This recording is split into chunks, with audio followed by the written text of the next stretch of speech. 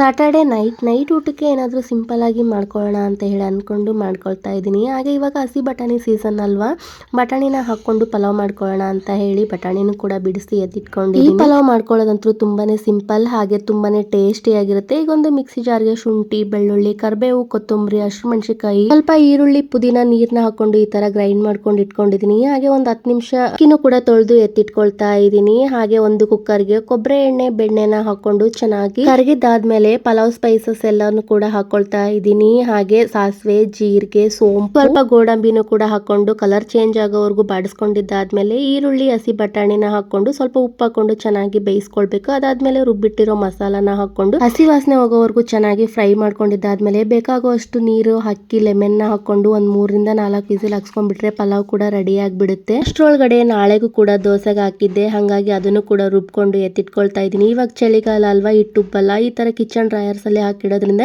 ಹಿಟ್ಟು ಕೂಡ ಚೆನ್ನಾಗಿ ಒದಗಿ ಬರುತ್ತೆ ಅಂತ ಹೇಳಿ ಈ ತರ ಮಾಡ್ಕೊಳ್ತೀನಿ ನಾನು. ಹಾಗೆ ಪಲಾವ್ ನೋಡ್ತಾ ಇರ್ಬೋದು, ತುಂಬಾನೇ ಉದ್ರಾಗಿ ತುಂಬಾನೇ ಟೇಸ್ಟಿಯಾಗಿ ಬಂದಿತ್ತು. ನೀವು ಕೂಡ ಒಂದ್ಸರಿ ಟ್ರೈ ಮಾಡಿ.